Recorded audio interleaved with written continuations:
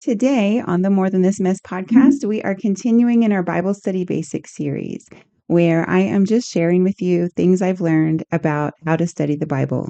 They have been a huge benefit to me, and I think they will to you too. It's stuff anybody can do. They're not hard. You just have to put in a little effort, and it helps to have a little knowledge. So I'm just sharing that with you. I'm Carol, and here at More Than This Mess, my goal is to point you to Jesus, to his word, and to the truth of Christianity so you can be encouraged to hold on to him because he's the best part of life. So, the things we've covered already in this series are why we should study the Bible in the first place, what it really is, and what we need to know about it in order to understand when we pick it up to read and the two most important things we should do when we're studying the Bible. So I hope you'll go back and read those or watch those if you haven't already. So in this episode today, we're going to be talking about translations. We're going to talk about eventually how to choose a translation and how to deal with the fact that there are lots of translations, lots of versions today. We want to understand why there are, where those came from, and how to know which one or ones we should be reading. Okay, so actually this topic is full of really deep rabbit holes. There are quite a few of them actually, and we're not going to go very far down any of them. We're going to kind of just get into the rabbit burrow where you could see where all the holes go and just shine a little bit of light down each one so that you know they exist. Because just knowing that these things exist, then if you do have a question about them or you want to dig deeper on them, you can, and you recognize, oh, people have dealt with these things for all this time. They've looked really deeply into it. And so we can find out more information without having to necessarily become experts ourselves. Although if you want to go do that, I think it's a great idea. So some of the things we're going to be talking about today, I'll try to just name the big rabbit holes and we'll briefly look at each one. I'm going to try to keep it short. I don't want it to be overwhelming and you don't need all the details, but I do find it really helpful, like I said, to just know that these things exist, to have a little bit of information about them. So the first one we're going to talk about, the first one we're going to talk about is language in general and translation of language in general. And then we're going to talk a little bit about manuscripts and a field called textual criticism. Then we're going to talk about what makes a translation good or reliable. And we're going to talk about which ones that I'm confident we can trust and which ones we should not trust, at least a few of those. And then we're going to talk about the differences between versions and what you need to know about different versions to know which ones to choose or which one to choose. And then kind of what to do with this info. How do I apply it? Which one should I choose? And how do I study it well in English or in whatever language you are studying it in? Okay, so first of all, language in general. Let's think about language. This is something I hadn't really thought about much in my life until I started thinking about the Bible and how it was translated. So you may know that the Bible was not originally written in English.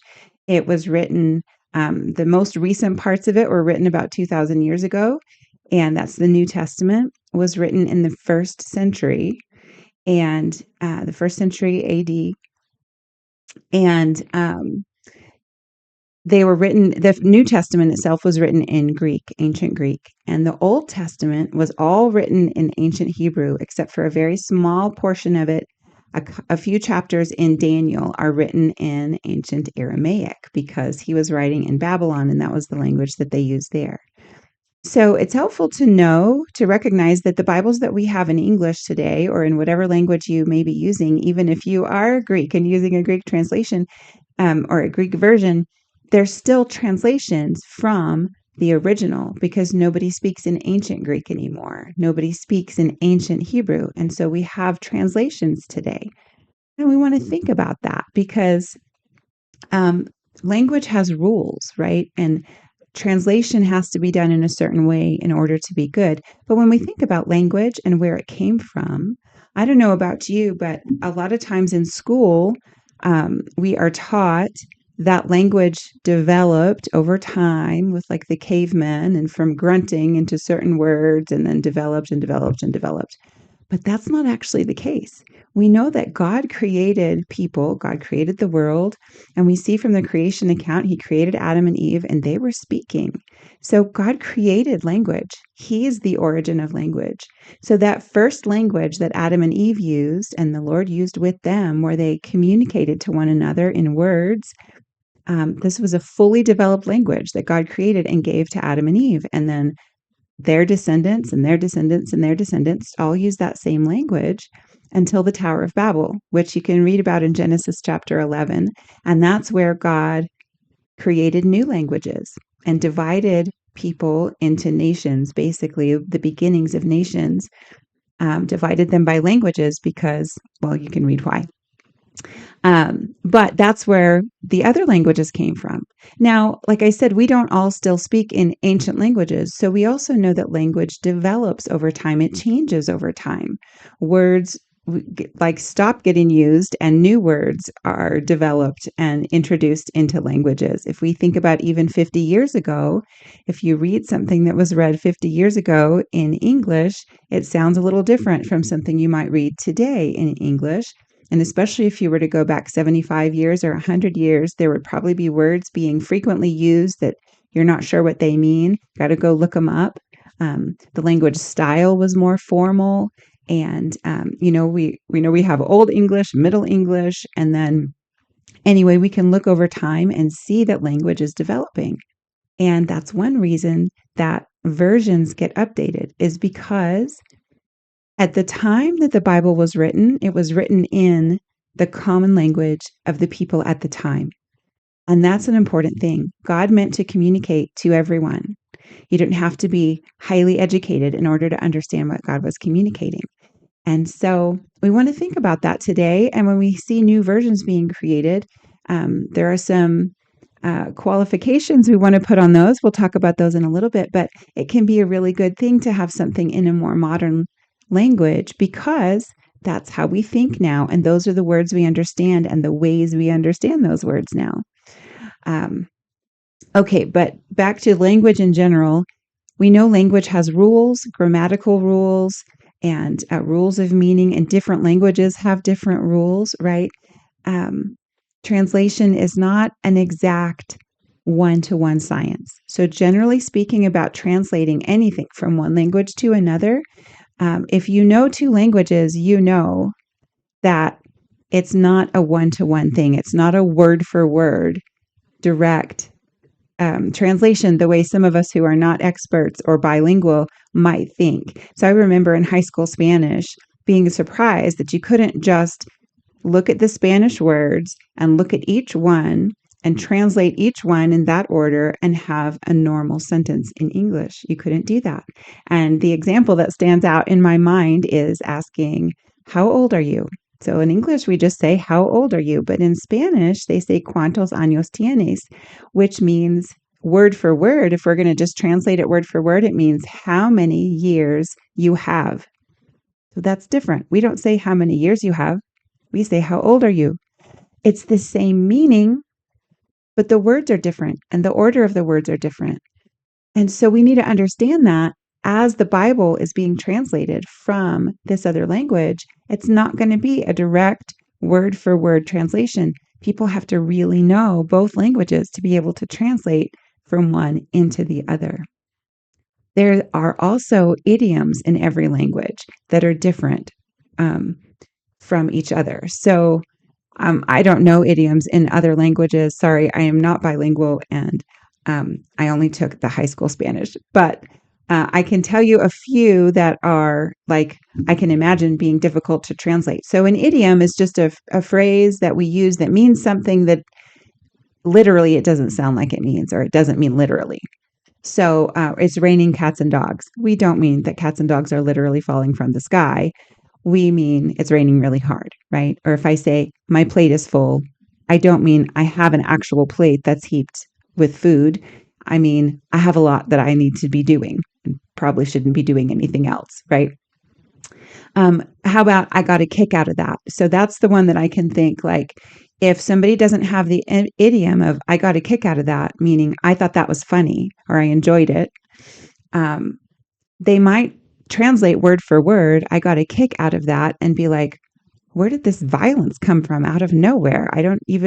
Nobody was even talking about kicking or, how could that kick you? Because that doesn't have feet, right? You can see where it might be a problem. Well, the same thing happens in Bible translations. And one example from the Bible is the word seed. So if you read an older translation, especially in the Old Testament, it'll talk about people's seed. And what they're talking about is people's descendants. It's an idiom for people's descendants or their children, where sometimes in the Bible, the word seed is used literally as a seed. Jesus talks about a mustard seed, and he's talking about a literal seed of a literal plant, right? But sometimes, especially in the Old Testament, maybe sometimes in the New, it uses that to mean descendants. And so idioms have to be translated in a way that we can understand. That's an important thing to recognize. And so if you're reading an older version of English, where sometimes in English we would use that, or a translation, and maybe I'm getting a little too far down a rabbit hole we're going to get to in a little bit. So I'm going to pause on that.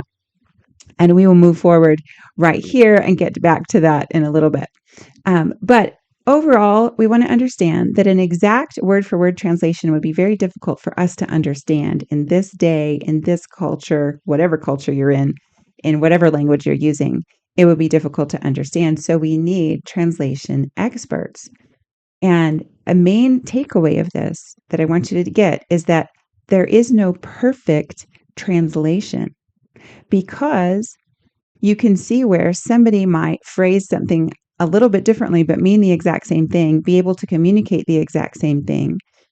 And where some words in one language don't have a direct word to translate to in the new language or the target language. Okay, our next rabbit hole I'm just going to touch on very briefly, and that is the issue of manuscripts and the field of textual criticism. I just want you to be aware that this exists so that you can go down this rabbit hole if you want to. I'm going to put resources in the description for you. So the thing I want you to know that I think everybody needs to be aware of is that we do not have the originals of any book of the Bible, but God has given us enough information, enough evidence, and enough facts that we do know what God put in those originals. We know that we have the good information. And so if you want to dive into that, I encourage you to do it. Like I said, there'll be resources in the description. I'm going to put resources for all these things I'm talking about today. So it's going to be a lot of them down there in the description, but I encourage you to look into that. We do have really good reason to know, because we have so many manuscripts. This field of textual criticism is actually the same way we know what Shakespeare wrote in his plays and what Homer wrote in the Odyssey, because we don't have those originals either. There are a lot of ancient documents that we don't have the originals of, but we know what they said. So it's not just from the Bible, but actually we have more evidence about the Bible than we have about any other ancient document by far. So I hope that's a comfort to you. And I hope that if you have concern about that, that you'll dig in. I do think it's important for us to know it, even if it feels kind of like difficult at first and a little scary at first to know that. But if you dig down a little bit, you don't even have to go very far down the rabbit hole to see that people have looked into this well, people who really care, and people who weren't like trying to make excuses for what we have and why we believe what we do. There are really good reasons. Okay, so our next rabbit hole is what makes a translation good? We have all these translations to choose from today, all these versions of the Bible. Why do we have so many? And what makes a good one? So one reason that we have so many is because of the manuscripts I was talking about before, because we have lots of manuscripts, and some different translations will use, they have good reason to think certain manuscripts are more reliable than others. And so you can look into those things too. Why did somebody choose this one over that one? But I hope it will comfort you to find out that the differences between them don't make any changes to our theology. They don't make any changes to the core of Christianity or even to any of the main teachings. They only make differences to things that people disagree about, even within one translation. Okay. So none of them are significant differences, is what I'm telling you, as far as what God wanted us to learn from him. So, that is one thing you want to know about translations. But okay, so how do we know when a translation is good or reliable? Well, like we talked about language, here we're going to pull in the information we already talked about, language and manuscripts. The people who are translating any version of the Bible need to be experts in that ancient language, experts in translating it, and they need to have access to good manuscripts, to reliable manuscripts. And they need to be teams of people, actually. So if you look at any translation, you should be able to find out, like go to their information page, you should be able to find out the people on the team that translated that version of the Bible. Because you want to find out what is their area of expertise, what is their level of education. Um, and they should be transparent about that and let you know so that you can kind of vet that because it should be a team of people. We don't want any one person to make this translation because every single person has a bias, has things they already think, they already believe are true, and we're all going to bring that to the text that we're reading. And if you're translating that for other people, for the whole church, you need to have other people come alongside you and maybe correct some of those biases. They can find one another's biases and say, hey, wait a minute, it doesn't have to mean that. It could also mean this. So we need to translate this in a way that can convey both of those meanings to people. So we're not limiting what God could be saying here. And of course, the Holy Spirit is involved anytime we're reading his word. And we want to ask him to help us understand those things that we might be able to take one way or another. But we don't want other people deciding that for us. So you want to make sure any translation that you look at is translated by a team of people who are experts. And you might even want to find out what manuscript tradition or family or, and I don't know the other words for those things, but which manuscripts they're using, because you might think, if you've done some research on that, that different manuscripts might be better for certain reasons. So you can look into all those things. You want to make sure that the people translating, and I think they would all say this, so I'm not sure how to make sure, but one thing that we want to even be aware of and maybe be praying for people who are translating the Bible is that their desire would be to please God and to accurately convey what he has said and not to put their own bias in. That's one way we can all help ourselves with our bias, is to recognize what that is, what our preferences are, what we want something to mean, and then we can maybe back up a little bit and say, okay, does it have to mean the thing I want it to mean, or could it mean something else? That's a really helpful thing in all of Bible study, but you can see where it would also be helpful in translation. So we want people who are willing to do that. Okay, how do we know when a Bible or a version, a translation is not trustworthy? Well, they don't fulfill those things that require trustworthiness, right? Maybe it's written by only one person. Maybe that person, even if they did have expertise in ancient languages, if it's just one person, I would be very concerned because there's nobody to come and correct those biases. I don't want that person to be my conduit from God who's telling me what God is saying. I want it to be, a group of people who are working together to try to convey what God really did actually say. Many times there are translations that are done by one person who does not have expertise in the original languages, and that is something we definitely want to stay away from, and you can understand why. Translation is not a mystical, spiritual thing. This is a thing God enabled people to do. So people are fallible, yes, but God enables us to do things and helps us to do things well, and he's given us this evidence. Like it's not something we have to just trust people over. The idea is any one of us could go become an expert in those ancient languages and come to the same general, at least, conclusions that these other experts did. And that's why we would like to have a lot of experts. But we don't want just one person who's putting their own ideas into the translation and don't have adequate we don't have reason to trust that they know how to do that translation, and they need to have access to reliable manuscripts, right? That makes sense. So we're going to talk about I'm just going to list for you some translations in case you're like, I don't even care about all the details.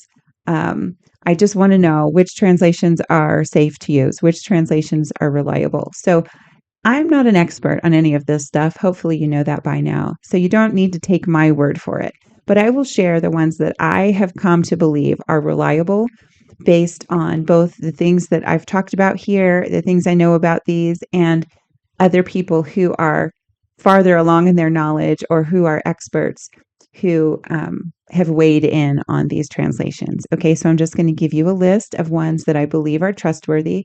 This is not an exhaustive list. So if I don't list one that you think is trustworthy, don't worry, you can look into that. Okay, but here are ones that are well known that I believe are trustworthy. The NASB, that's the New American Standard Bible.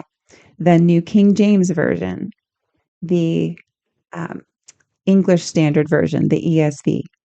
The Legacy Standard Bible is the LSB. That one also, from what I understand, it's newer, but I understand that it is reliable. The Berean Standard Bible is another one that is newer, but I believe it's reliable from the things I've learned about it.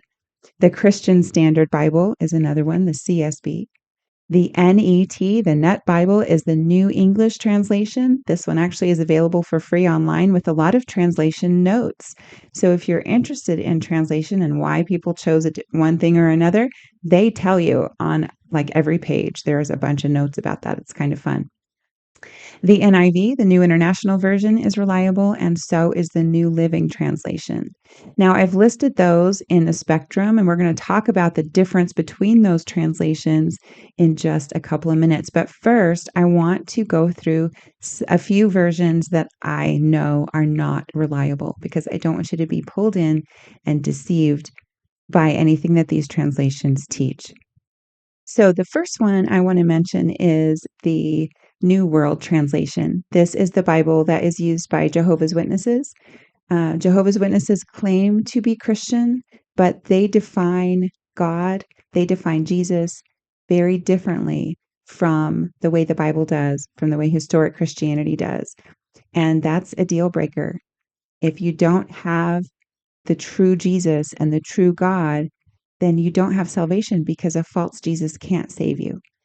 So it's very important to know that their translation is not reliable. It was actually done by an anonymous committee, which isn't necessarily bad, but we can't check to see what their expertise was. But a bigger red flag even is that through time, they continue to change their version and the meaning of it to fit their changing theology. And that is a huge red flag, even if you don't know what they teach about God and Jesus. God's word doesn't change. He gave it to us once for all. He doesn't change and his word doesn't change. You can look in Jude to see where he talks about the faith delivered once for all to the saints. And so that's what God gave us in his word. And we need to make sure it doesn't get changed. Another translation that is not reliable and you should stay away from is the Joseph Smith translation. This is the Bible that Mormons use, the Church of Jesus Christ of Latter-day Saints. That's the same, in case you didn't know, that's the same church. And this is another group that claims to be Christian, also then believe that they're Christian, but even the very being of God he's a different type of being than the God of the Bible. Jesus is different. He's a different type of being, and other major differences that don't fit with what the Bible teaches actually go against it.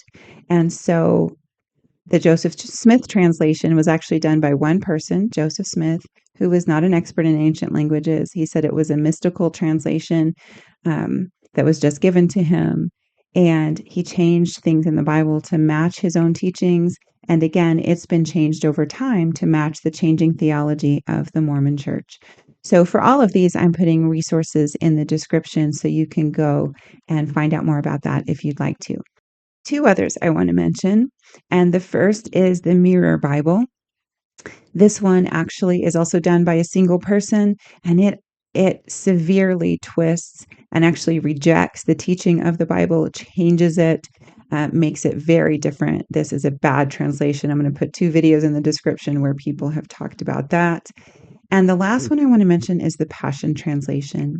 Now, there are a lot of Christians today who this one has been gaining in popularity, and they really enjoy this translation. They enjoy reading it, but that can't be our benchmark for whether a translation is good, whether we enjoy reading it.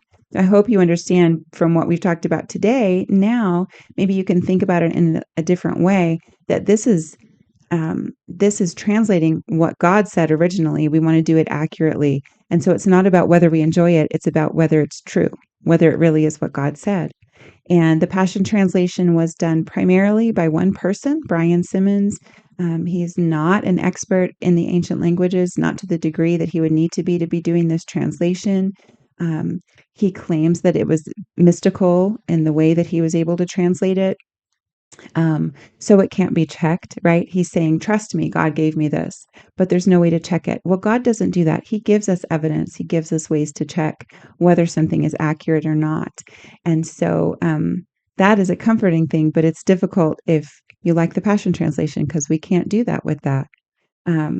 He claims he has manuscripts, originals that no one else has. He talks about the original Aramaic, but like I said, the Bible wasn't written in Aramaic except for one little section.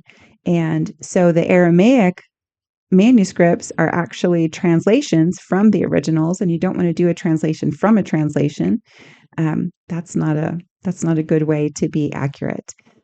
He also added a lot of words and phrases, things that he thought it meant, but he added them in. There's one particular verse where in Hebrew it's 3 words. In English, most of the translations are like 6 words because, some words are combined in Hebrew, like you have or something like that would be 1 word in Hebrew. But in Brian Simmons' translation, it's 16 words. He's just added phrases and added meaning that is not in the original.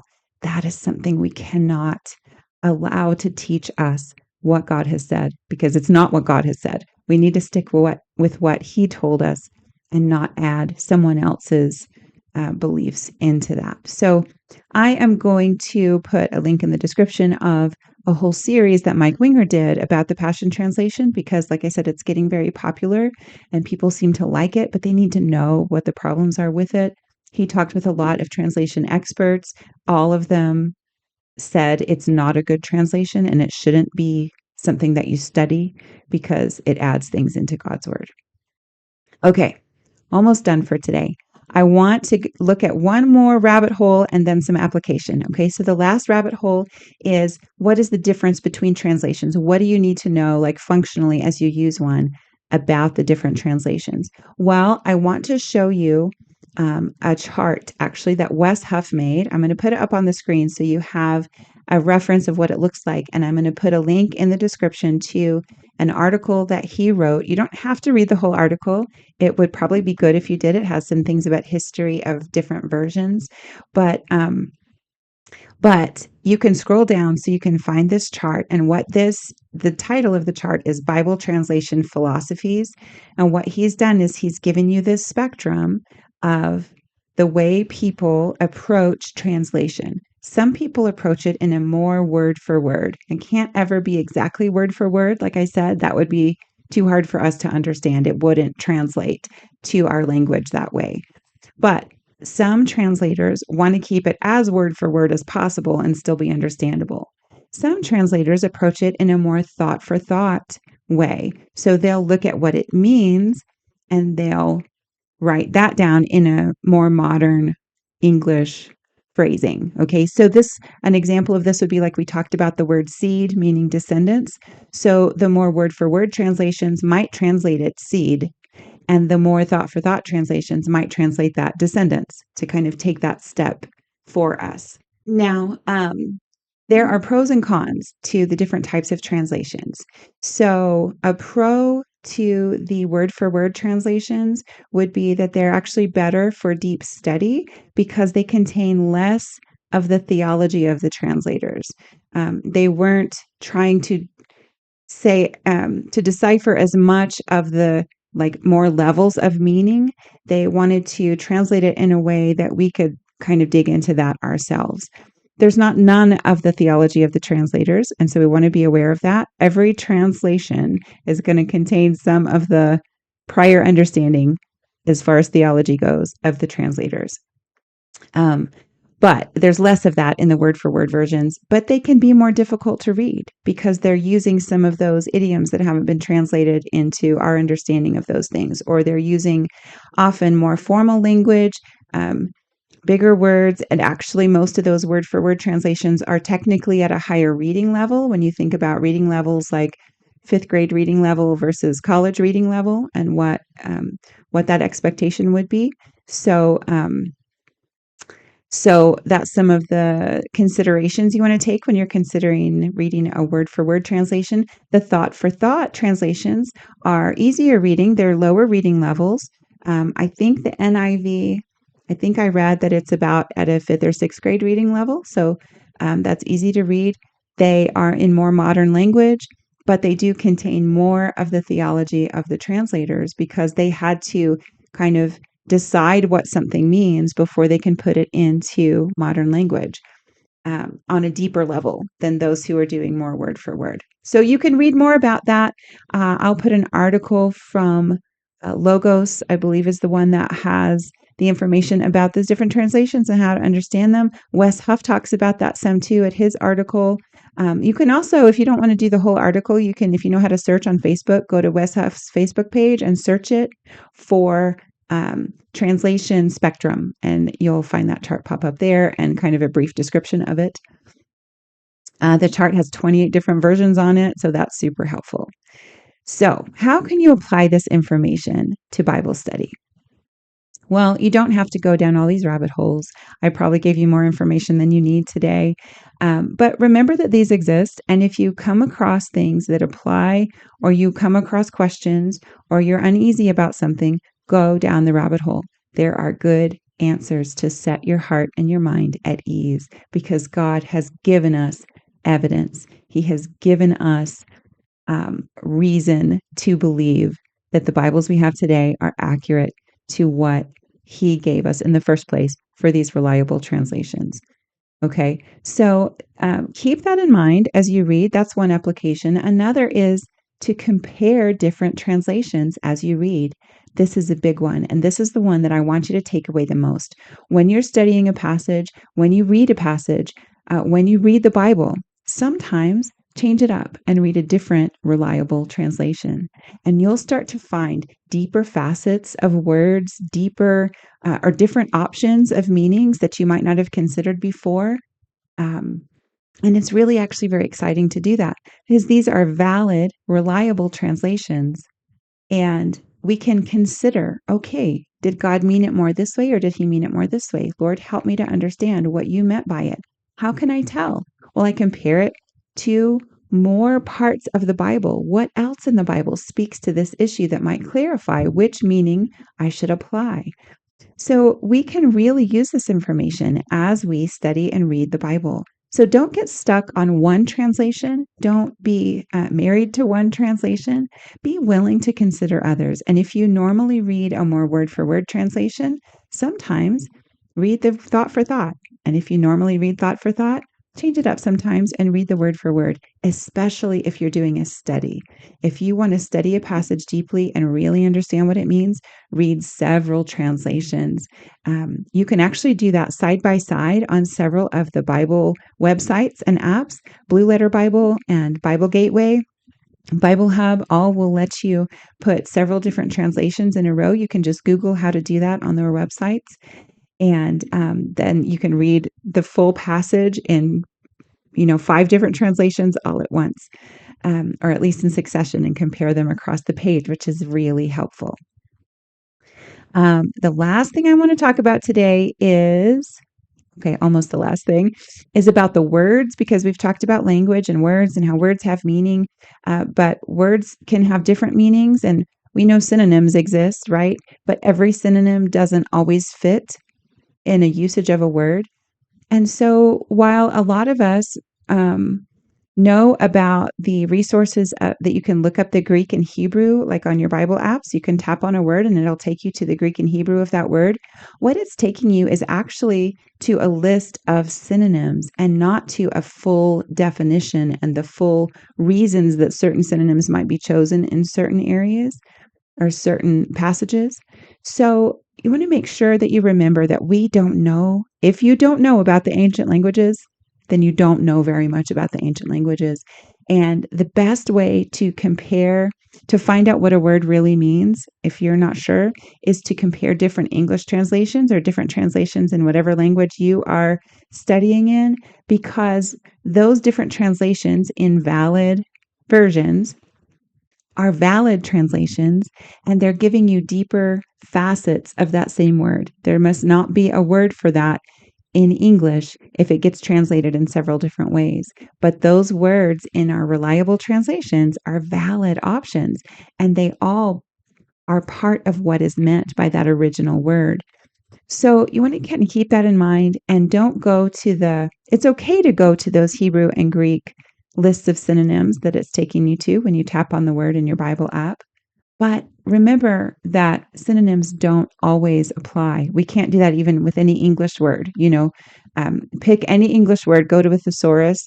You can't put any of those synonyms. They're not just interchangeable. They do have different meanings, different shades of meanings, sometimes very different meanings. So we can't apply all of those meanings to what we're reading in the Bible. We want to be careful that we're not doing that. Okay. You can also look up words in English. That's actually very helpful. I did that when I did a deep dive on Proverbs 3:5-6, which is, trust in the Lord with all your heart. Do not lean on your own understanding. In all your ways acknowledge him, and he will make straight your paths. I looked at very simple words like acknowledge and own, and it made a difference in my understanding. And I just looked them up in Merriam-Webster.